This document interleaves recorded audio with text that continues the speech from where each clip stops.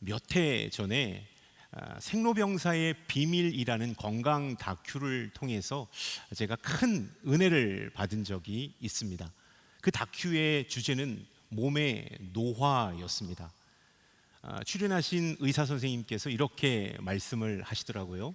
우리 몸의 노화는 생물학적인 나이와는 상관이 없이 유전적인 요인에 의해서, 또 환경적인 요인에 의해서, 또 생활 습관의 요인에 의해서 우리의 몸의 노화가 진행된다라는 말씀을 해주셨어요.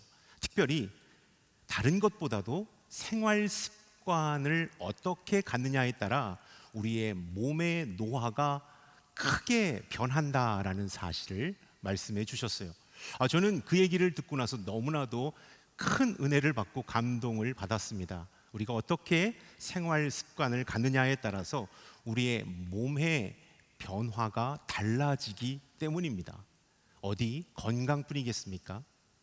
운동도, 업무도, 우리가 하고 있는 신앙생활도 어떤 습관을 갖고 하느냐에 따라 결과는 달라지게 된다라는 사실을 우리는 기억해야 합니다. 그렇기 때문에 우리의 삶에 좋은 습관이 무엇보다도 필요하다라는 것을 우리는 기억해야 합니다.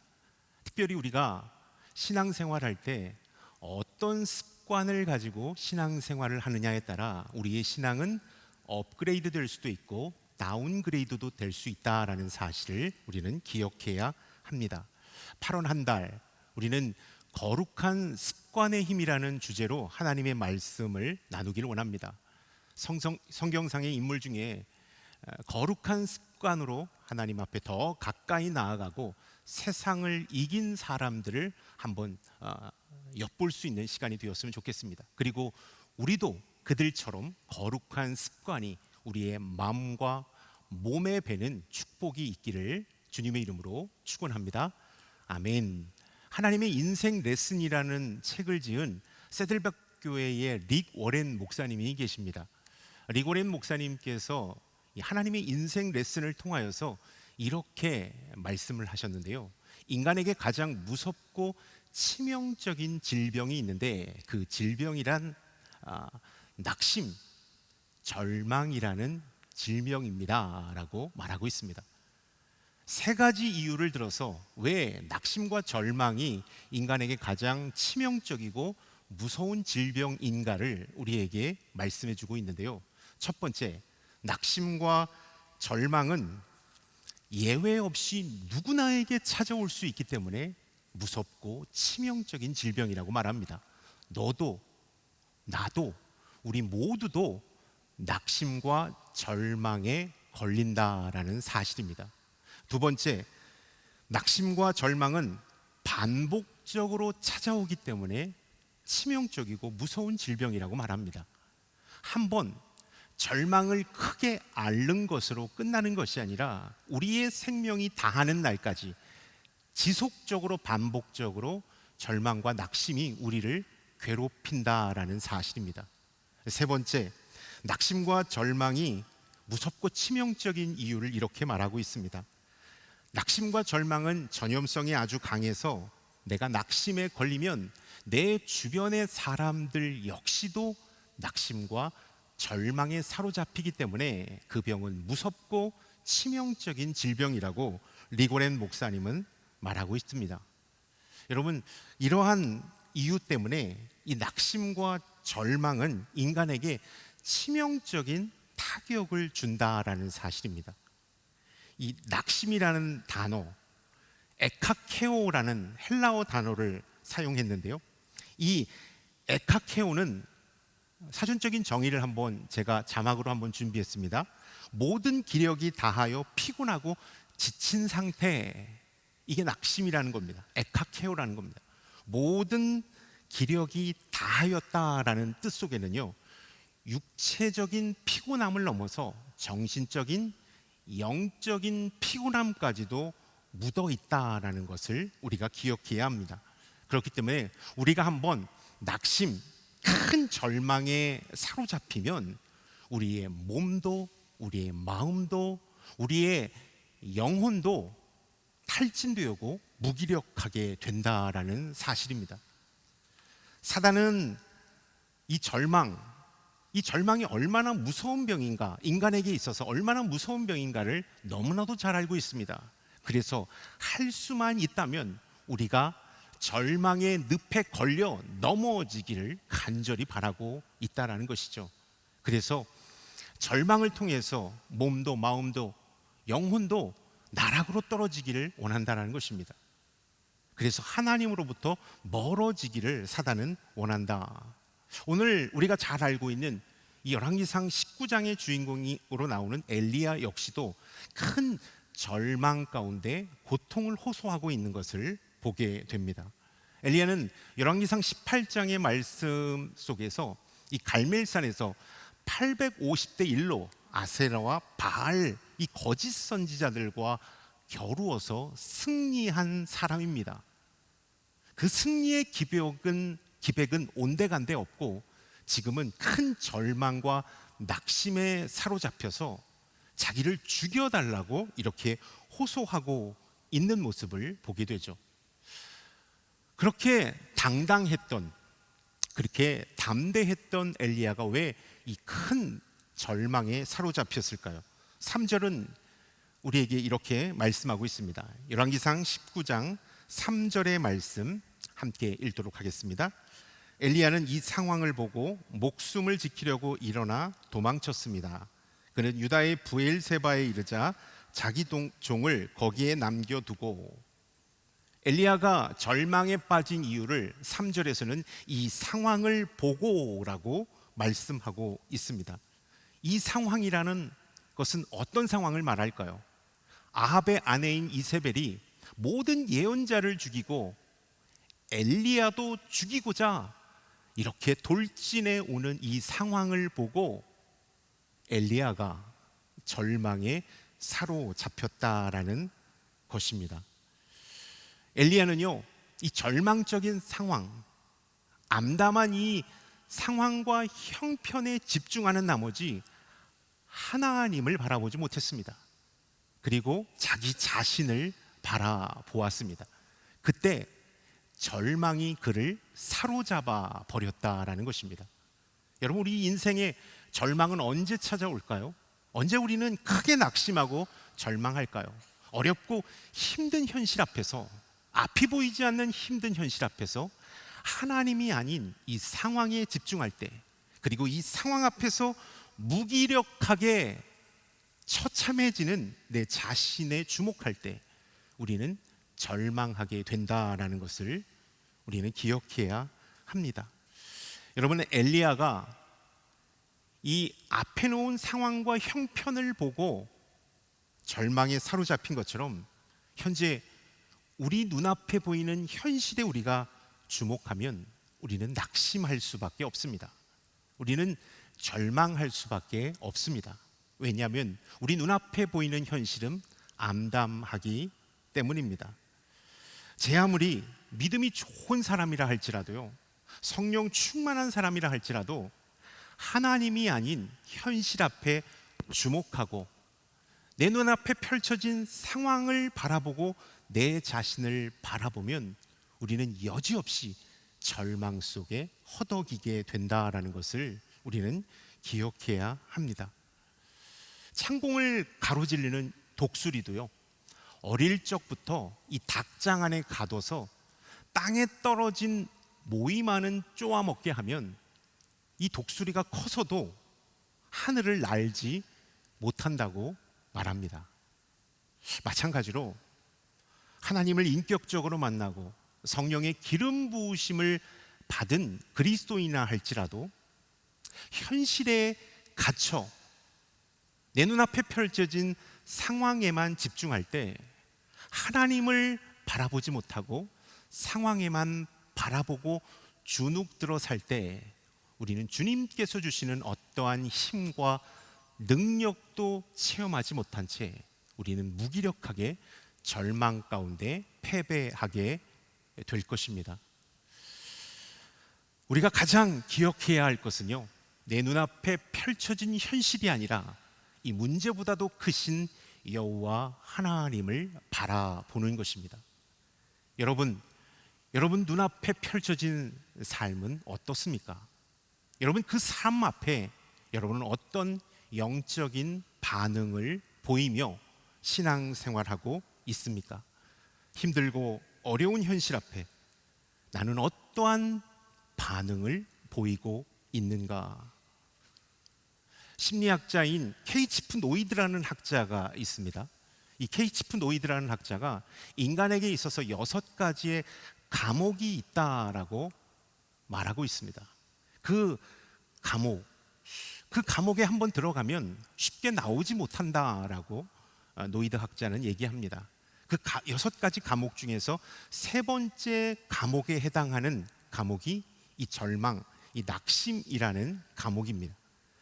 근데 이 낙심이라는 감옥은 의외로 사람들이 들어오지 않을 것 같은데 엄청나게 많이 이 감옥에 들어온다라고 그는 말합니다. 이 감옥에 들어와서 그들이 보이는 행동 패턴이 있는데 그들은 자신의 신세를 부정적으로 평가하고 자기 자신을 원망하며 절망의 늪에 빠진다라는 공통점을 갖고 있다는 것입니다. 자기의 신세를 한탄하고 절망하는 그러한 감옥에 갇히게 된다. 엘리야 역시도 4절의 말씀에 보면 이 케이치프 노이드가 얘기했던 것처럼 자기의 신세를 부정하기 시작합니다. 그리고 하나님 앞에서 자기를 죽여달라고 기도까지 올리고 있는, 자포자기하고 있는 그의 나약한 모습을 발견하게 되는 것이죠. 19장 4절의 말씀 우리 한번 읽어보도록 하겠습니다. 혼자서 하룻길을 가서 광야에 다다랐습니다. 그는 로뎀나무 아래 앉아서 죽기를 기도했습니다. 여호와여, 이제 이것으로 충분하니 제 목숨을 가져가 주십시오. 저는 저희 조상들보다 나은 것이 없습니다. 이렇게 자기 신세를 부정적으로 평가하며 나는 열등한 존재로 창조된 사람입니다. 저는 별 볼 일 없는 사람입니다. 그러니 저를 죽여주십시오 라고 절망하고 있는 엘리야를 보게 된다는 것입니다. 여러분, 절망 속에 갇혀있는 엘리야일지라도 그에게는 거룩한 습관이 있었다라는 사실을 우리가 주목했으면 좋겠습니다.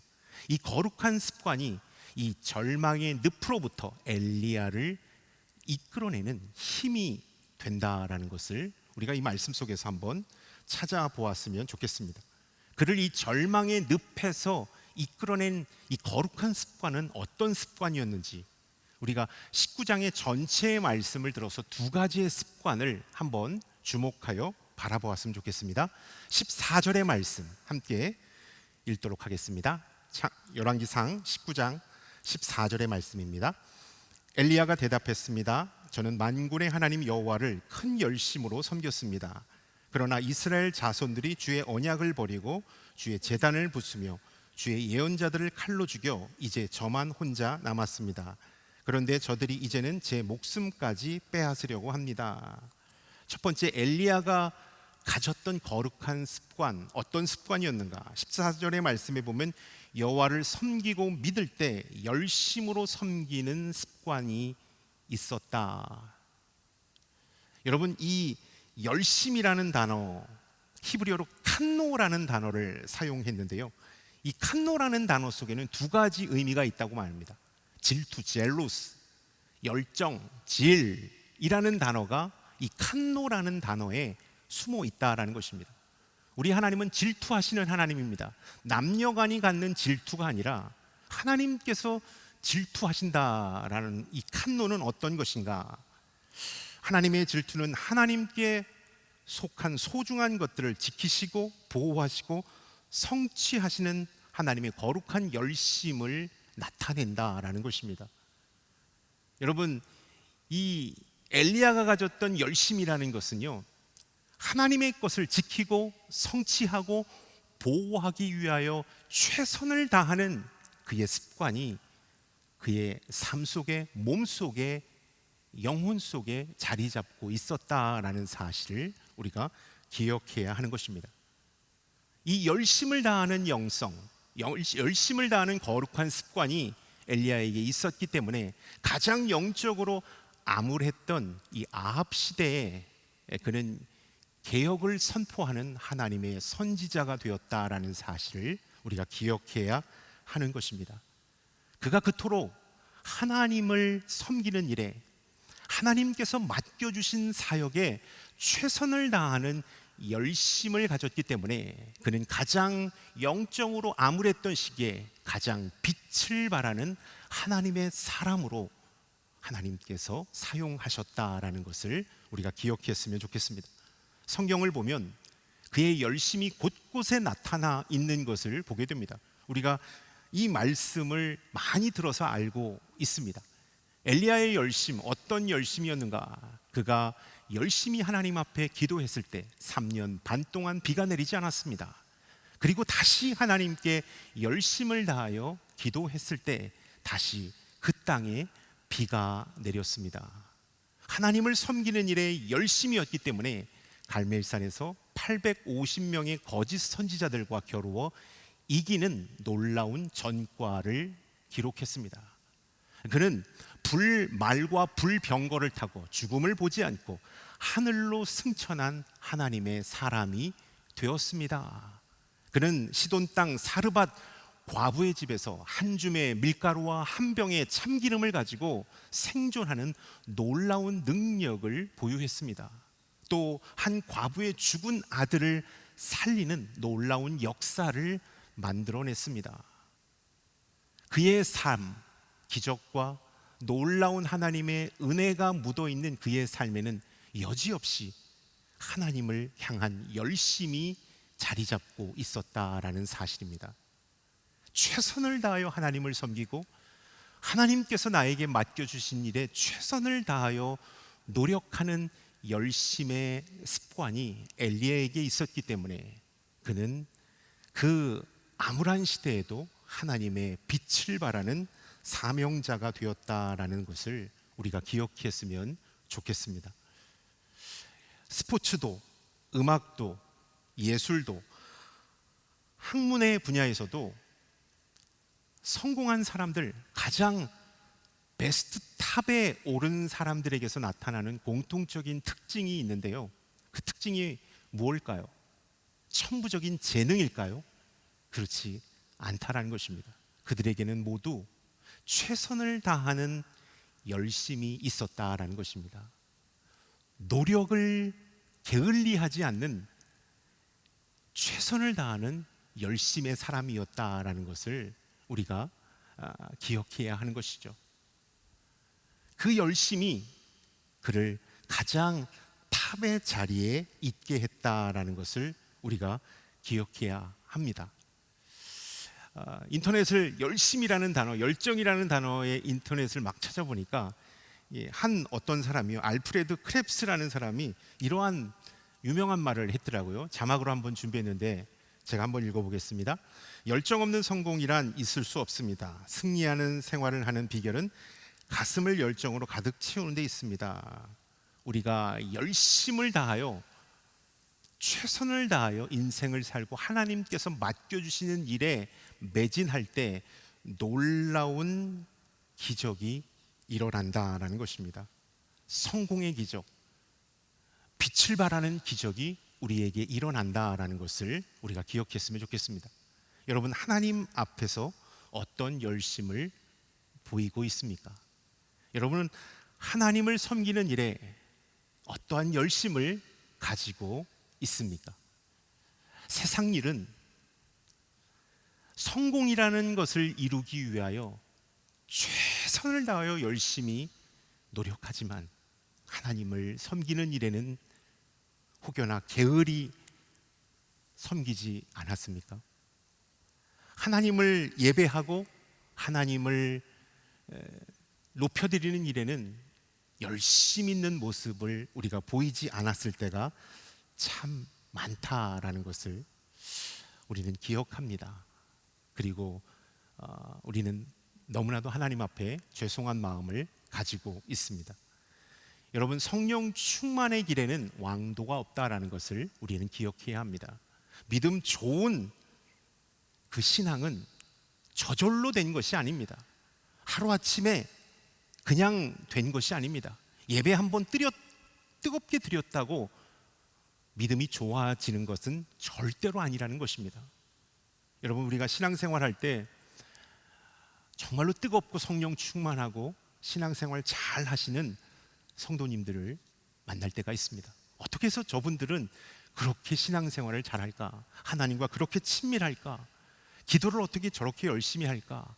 어떻게 그렇게 좋은 신앙을 갖고 있을까?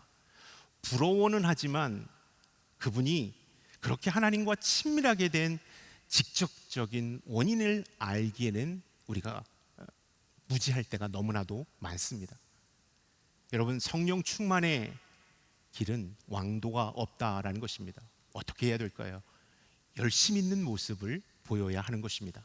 하나님을 예배하는 일에, 하나님을 섬기는 일에, 하나님께서 우리에게 맡겨주시는 일에 최선을 다하는 열심이 우리 안에 있어야 우리는 믿음이 좋은 사람으로 하나님의 거룩한 사명을 완수하는 자로 쓰임받을 수 있다라는 사실입니다. 제가 자막을 좀 한번 준비했는데요, 우리가 열심히 있는 사람이 되려면 어떻게 해야 되는가? 하나님 앞에서 열심히 있는 사람이 되려면 어떻게 해야 되는가? 제가 한번 읽을 때 여러분도 마음속으로 다짐하며 한번 함께 따라 읽었으면 좋겠습니다. 믿음 생활에 소극적이지 말고 적극적인 사람이 되십시오. 하나님을 만나는 일에 기다리지 말고 다가가십시오. 말씀과 기도에 수동적인 자가 아닌 능동적인 자가 되십시오. 신앙생활은 매너리즘에 빠지지 말고 늘 새로운 마음으로 하십시오. 여러분, 우리가 이러한 열심 있는 신앙의 모습을 보일 때 엘리야처럼 우리도 우리 눈앞에 보이는 절망을 이기는 하나님의 사람이 될 줄로 믿습니다. 세상의 성공과 내가 꿈꾸는 것을 이루기 위하여 최선을 다하는 것처럼, 아니 그거보다 훨씬 더 열심히 있는 모습이 우리의 신앙생활 가운데, 우리의 기도 생활 가운데 있기를 주님의 이름으로 축원합니다. 이 거룩한 습관, 하나님을 섬기는 일에 열심히 있는 습관이 우리 안에 있을 때 우리의 믿음은 빛을 발하게 될 것입니다. 그리고 우리는 상황과 형편을 이기는, 현실을 이기는 하나님의 아들과 딸들로 굳건히 서게 될 줄로 믿습니다. 아멘. 두 번째, 엘리야는 어떠한 거룩한 습관이 있었는가? 14절부터 19절의 말씀이 하나님과 묻고 대답하는 기도의 말씀이라는 것을 우리가 기억해야 합니다. 또 4절의 말씀, 우리가 조금 전에 읽었지만 4절의 말씀 속에 이렇게 말씀하고 있는데 제가 한번 읽어보겠습니다. 혼자서 하룻길을 가서 광야에 다다랐습니다. 그는 로뎀나무 아래 앉아서 죽기를 기도했습니다. 여호와여, 이제 이것으로 충분하니 제 목숨을 가져가 주십시오. 저는 저희 조상들보다 나은 것이 없습니다. 엘리야는 하나님께 묻고 기도하는 거룩한 습관이 있었다라는 것을 말씀하고 있습니다. 엘리야는 이스라엘의 최남단인 이 브엘세바에 가서도 두려움이 너무나도 가득해서 하룻길을 더 광야로 들어갔습니다. 왜 그가 하룻길을 더 광야로 들어갔을까요? 하나님께 기도하기 위함이었습니다. 그것을 어떻게 할 수 있습니까? 그가 하룻길을 더 가서 로뎀나무에서 하나님 앞에 죽여달라고 기도하고 있지 않습니까? 그는 가장 절망적인 상황 속에서도 기도로 하나님 앞에 나아가는 모습을 발견하게 되는 것입니다. 여러분, 가장 절망적인 곳에서는요, 기도가 나오지 않습니다. 원망과 쓴소리가 나오죠. 불평이 나오죠. 신세 한탄이 나오는 것이 정상적인 것입니다. 왜냐하면 하나님과 분리된 자, 에덴 동산에서 원죄를 짓고 쫓겨난 자는요, 어떤 문제를 만나고 힘든 상황을 만나면 하늘을 바라보지 않습니다. 땅에 집중합니다.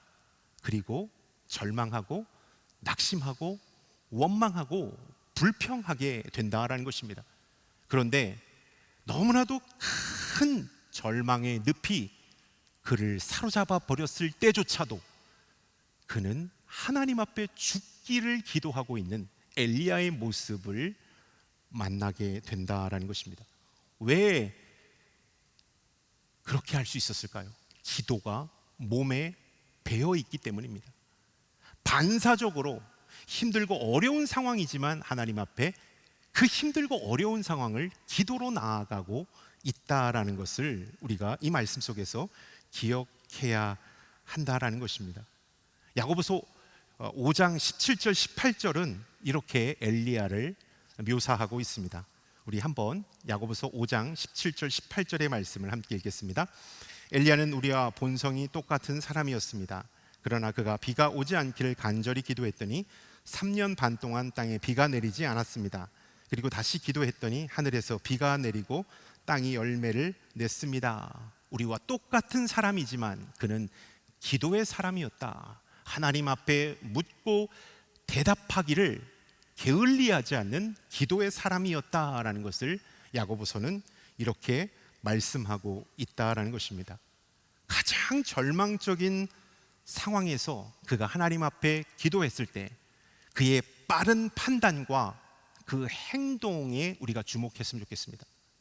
가장 절망적인 상황에 비록 낙심했지만 하나님 앞에 기도의 카드를 꺼냈을 때 그는 그 절망의 늪에서 나오게 되는 놀라운 능력을 경험하게 되었다라는 것을 우리가 기억했으면 좋겠습니다. 여러분, 우리가 일상생활 하다가 커피를 쏟아서 옷에 묻힐 때가 있습니다. 음식을 이렇게 옷에 묻힐 때가 있습니다. 그때 가장 잘 깨끗하게 지우는 방법은 무엇일까요? 어떤 비누를 쓰는 걸까요? 어떤 세제를 쓰는 걸까요? 이런 말이 있습니다. 타이밍이다. 가장 얼룩이 심하게 졌을 때 그 즉시 뜨거운 물이나 차가운 물에 흐르는 물에 빨면 그 얼룩을 지우면 어떠한 세제나 비누보다도 더 강력하게 그 때가 지워지는 것이다. 타이밍이 중요하다라는 것입니다. 여러분, 우리의 신앙생활도 마찬가지입니다. 우리가 감당할 수 없는 큰 어려움을 만납니다. 엘리야처럼 절망을 만납니다. 큰 낙심과 두려움 앞에 서게 됩니다. 그때 우리는 즉각적이고 반사적인 기도로 하나님 앞에 나아가야 하는 것입니다. 몸이 기억한다라는 말이 있죠. 나는 지금 기도가 나오지 않지만 내가 기도의 습관이 다져졌을 때 몸이 기억해서 즉각적이고 반사적으로 하나님 앞에 기도하는 것입니다. 하나님, 제가 어렵습니다. 이 상황을 감당할 수가 없습니다. 그러나 하나님은 아시지 않습니까? 하나님, 저를 구해 주십시오. 저를 이 어려움으로부터 나오게 해 주십시오 라고 기도할 수 있다라는 것입니다. 여러분, 즉각적이고 반사적인 기도의 사람이 바로 저와 여러분들이 될 수 있기를 주님의 이름으로 축원합니다. 아멘. 제가 7월 한 달 안식월을 보내고 오늘 8월 달 설교로 복귀했습니다. 7월 한 달 안식월을 떠나기 전에 한 달 정말 잘 쉬어야지, 몸도 마음도 잘 쉬어야지라는 정말 부푼 기대를 안고 안식월에 들어갔는데요. 근데 7월 1일 딱 눈을 아침에 잠을 깼는데 몇 시였을까요? 5시입니다. 5시. 제가 일찍 일어나거든요. 보통 5시에 일어나고, 쉬는 날도 마찬가지입니다. 새벽 예배 있을 때는 3시에 일어나고, 이게 딱 몸에 뱄어요. 그러니까 안식월이다 해서 너무나 많은 마음이 편했지만 몸이 일어나는 시간을 기억해서 늘 언제나 5시에 저를 깨우는 거예요.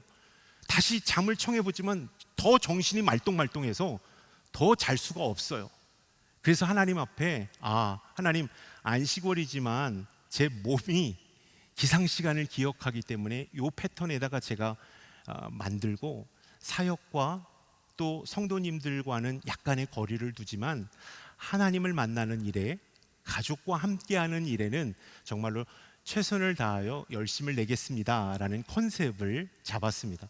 그래서 하나님 앞에 기도하고 하나님의 말씀을 읽고 또 하나님 앞에 귀 기울이는 시간을 나름대로 가졌습니다. 산책을 할 때도, 또 집에 와서 성경책을 읽을 때도, 가족들하고 함께 있을 때도 하나님 앞에 집중하는 시간, 기도하는 시간에 많은 시간을 할애했고요. 가족들과 함께 보내는 시간에 또 집중을 했습니다.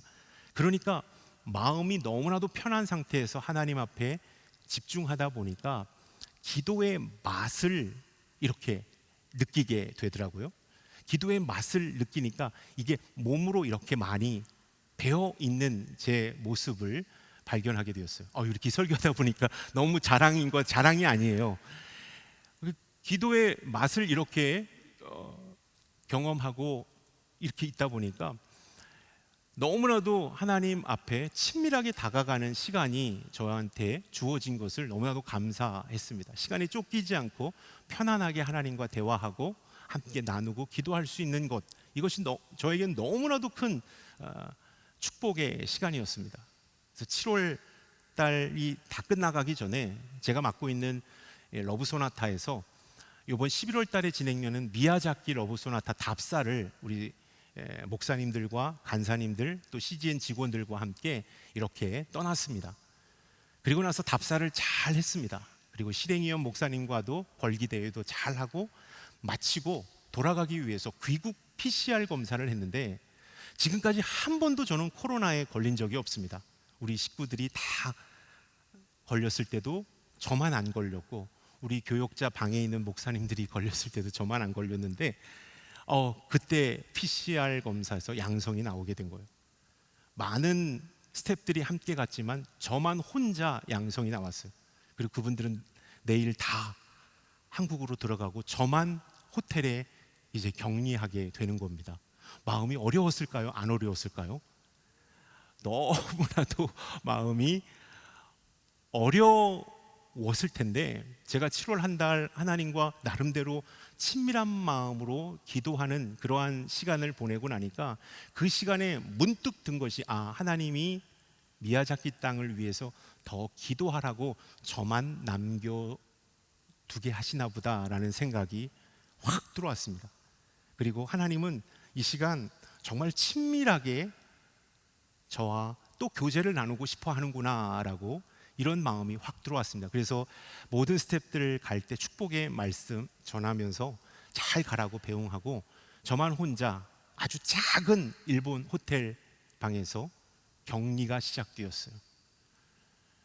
격리가 시작되었는데 정말로 일어나면 정말 할 것이 없어서 시간표를 만들었습니다. 저 나름대로 몇 시에 뭐 하고 선교사님이 저에게 밥을 전달해 줄 때 기도 편지를 써서 하나님의 말씀 기도 편지를 써서 이렇게 전달해 주세요. 계속 저랑 교제를 했는데요. 제가 그 시간대에 말씀 읽고 기도하고 또 이렇게 성경 보고 나름대로 그 스케줄에 맞춰서 하다 보니까 그 좁은 방 안에서의 삶이 얼마나 시간도 잘 가고 너무나도 즐겁게 되는지를 이렇게 느끼게 되었어요. 장장 10일 동안 그곳에서 기도하고 말씀 읽고 생활하다가 얼마 전에 한국으로 들어왔습니다. 그러다 보니까 만나는 분들이 목사님 살이 너무 많이 빠졌어요.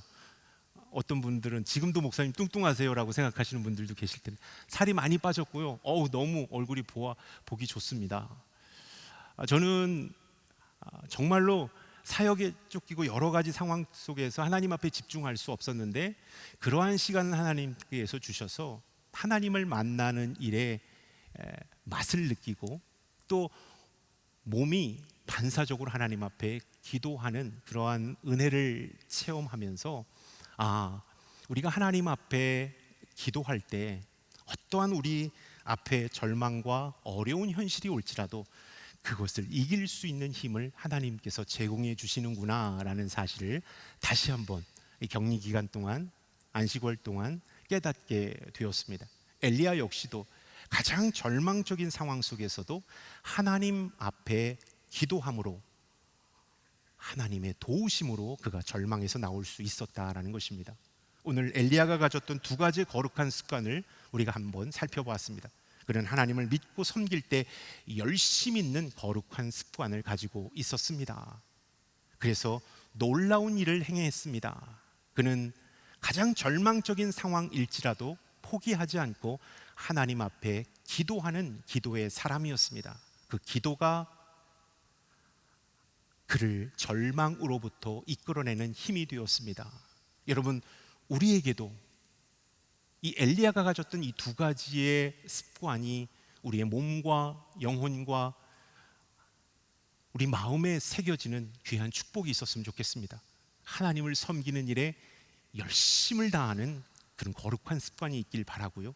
어떠한 상황 속에서도 눈앞에 펼쳐진 상황에 집중하지 않고 하나님 앞에 집중하여 기도한다라는 이 거룩한 습관을 가지고 우리가 나아갈 때 우리는 엘리야처럼 절망을 이기는 하나님의 사람이 될 줄로 믿습니다. 그리고 하나님께서 베푸시는 기적으로 승리하는 자가 될 줄로 믿습니다. 아멘. 거룩한 습관, 이 거룩한 습관은 우리의 영적인 건강함을 가져다 줍니다. 그리고 우리의 인생을 변화시켜 주십니다. 이 거룩한 습관의 소유자가 저와 여러분들이 될 수 있기를 주님의 이름으로 축원합니다. 아멘. 기도하겠습니다. 하나님, 엘리야가 가졌던 하나님을 향한 열심과 하나님께 한 기도가 우리에게도 새겨지는 놀라운 축복을 허락하여 주옵소서. 예수 그리스도의 이름으로 기도드렸사옵나이다. 아멘.